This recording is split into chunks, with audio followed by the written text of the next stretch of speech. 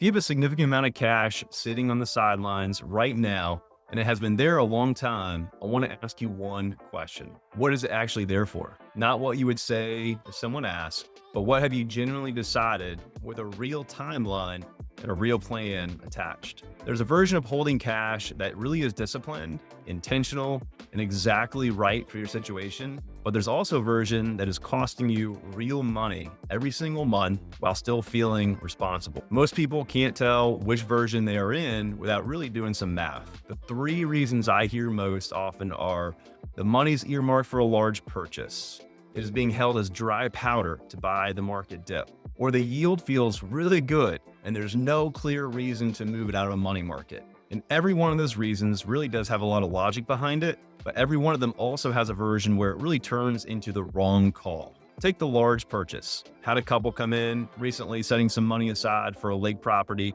that they wanted to buy probably in the next 5+ years. They were super proud of it, and they should have been. But I asked them, do you think that lake house is going to cost that same amount in 5 years as it does today?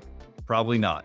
If you stay in cash and the property appreciates even modestly, you're not standing still, you're actually falling behind. You have not been saving for a lake house, you've been slowly guaranteeing yourself a smaller one, a longer wait, or possibly a gap you have to cover from some other cash elsewhere. Now take the dry powder argument, holding cash to deploy when the market drops. The logic sounds awesome, and in theory it is, but here is what I actually see happen almost every time. The market dips, there's a moment, and then nothing actually happens. The trigger does not get pulled. Either the market does not feel big enough of a drop, or the headlines are just too scary enough that buying really does feel wrong, or simply life gets busy and it just does not get made. 3 months later, the market's fully recovered and the cash is still in that same account, still waiting for that right moment to never arrive.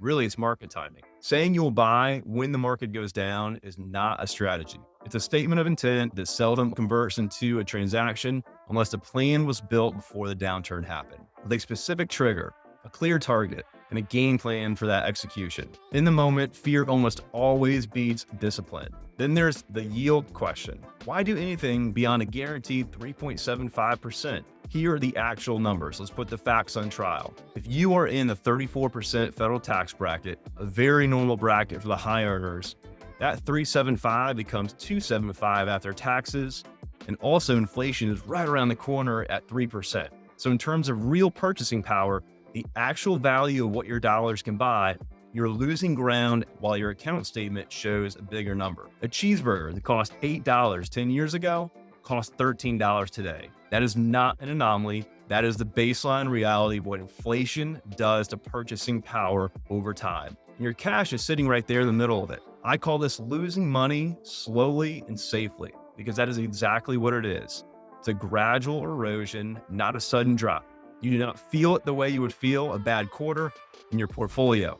You just notice years later, your purchasing power is not what you expected it to be. And by then, the window to do something is gone. It's already passed. The families who handle this well are really honest about what the money's for, what the timeline looks like, and what the tax picture means for the real return. And then they put the actual money to work in a way that really fits all three of those things at once. Every dollar should have a job, not in the budget your latte sense, but in the sense that for every significant chunk of capital you have or are holding, you should know exactly what it's doing, exactly why it's there, and exactly what the plan is for it. That level of clarity is really what separates families who make their money work for them, or possibly those who let it sit there feeling safe. Both groups worked hard to earn that money. Only one group is doing the real work of keeping it and maximizing the impact of those hard-earned dollars they've been blessed with.